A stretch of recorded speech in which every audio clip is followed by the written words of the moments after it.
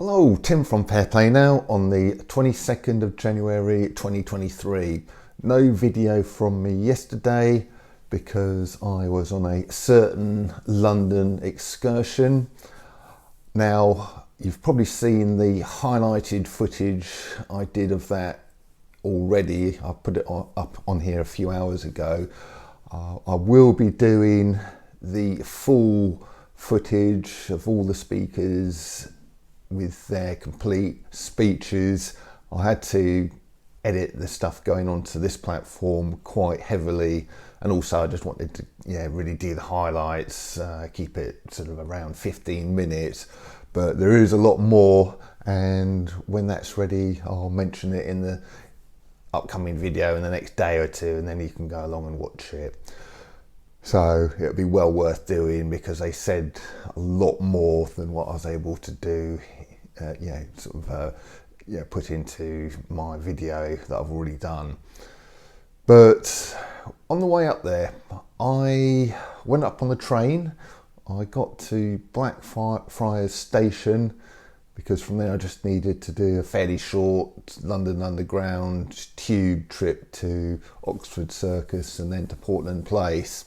But when I got to Blackfriars, I was caught a little bit short, had to go to the toilets for a quick Jimmy Riddle. I don't normally mention that kind of thing in these videos, but bear with me. While I was going there and while I was in the toilet, I was thinking. I just had these thoughts. Don't know why it chose to come at that particular time, but it happened. And I was just thinking, what happens if in 20 years, 50 years, 100 years time, the historical record is what the government would ideally wish for? That the vast majority of people suffered a dangerous and deadly lurgy that came around in the early 2020s, and most people did their bit. They obeyed the government, obeyed all the guidelines, got their big V's and did the right thing. But there was a relatively small group of people who spoke out against the whole thing and didn't do the right thing, went on all sorts of London shopping trips and events, that kind of thing, and didn't get their big V's and could well have jeopardised it for the rest of the people. I was thinking that, what happens if that is how it plays out? And then I thought to myself, do you know what? I just don't care if that's what happens. And the reason I don't care about it is because I've known from day one that my speaking out is the right thing to do. My kind of protesting is the right thing to do, and I just don't know it, just don't think that on kind of an intellectual level. I know it from the very deepest recesses of my heart and soul. I really, really do, and I am not just convinced, I utterly believe that what you and I are doing is the right thing, and that despite what I've just said about the possibility of the historical record not giving us the sort of benefit of the doubt or whatever, I do know that we are on the right side of history. I'm sort of not even 80-90% convinced of it, not even 100% convinced of it. I am 200, 300, 500% convinced that the likes of you and me are on the right side of history.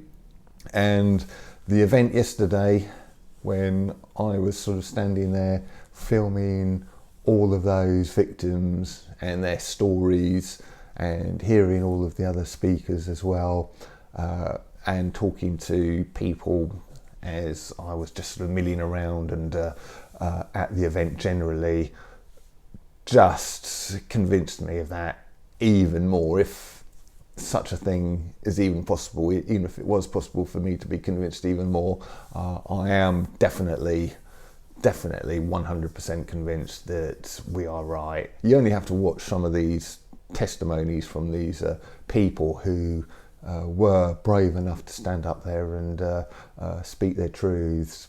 So that is all I'd like to say on that, and that is how I felt when I was on my way up to the event yesterday. So it was great to meet people up there. I talked to a few viewers, so if that was you, hello.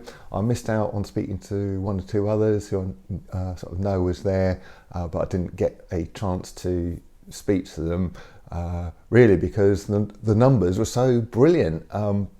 If there's only a few dozen or a couple of hundred people there, you do end up kind of meeting everybody and talking to everybody, but you know, there was a lot of people there. It was fantastic turnout, despite the fact that it was very chilly. It must have only been around freezing or just a handful of degrees above freezing, but everybody was there, braving the cold, you know, just sort of there in support of the victims, and also telling the BBC in no uncertain terms exactly what we think of them. And yeah, it was just so great to be there, proud to be a part of it, and sort of proud and privileged to be able to help in my sort of small way to give the victims a bit of a voice that they so richly deserve. And one of the ladies there speaking, a lady called Nikki, she was the one I met last week on Saturday night of last week, the 14th of January. I had a sort of a quick little chat with her, then had another quick chat with her, both I think before and after the main event yesterday. But I thought her speech was particularly enlightening and poignant. And one thing she said in her speech is, you know, she and sort of people like her are sort of getting it from both sides. Well, from three sides really. First of all, they've gone through and suffered what they've suffered. Secondly, as she said, she's getting it from the mainstream narrative kind of side, because they don't like her speaking out about her injuries and think she should just suck it up. And then she's getting attacked on the third side by people kind of on our side who are sort of, as she put it, saying that, you know, people like her have just got what they deserved for being so foolish to get it in the first place. So they really are in an awful position. And I, for one, would like to say from you know, our side of things that I certainly don't share that sentiment. I know some people in the movement think it, but I certainly don't. I think that people were duped. They thought they were doing the right thing at the time, thanks to a lot of government lies, basically. You know, through no fault of their own, they believed the lies and thought they were doing the right thing, and now they're paying the price for it. And I'm just very sympathetic to, you know, what they're going through. So very proud and privileged to be there yesterday, offering my support and help in whatever way I can, and I'll try and do that going forward as well. Anyway, I've got to end this now. I've got to go and edit and upload the full speeches. I'll spend the rest of the afternoon doing that, and I'll be back tomorrow. Tim from Fair Play Now, thanks for watching.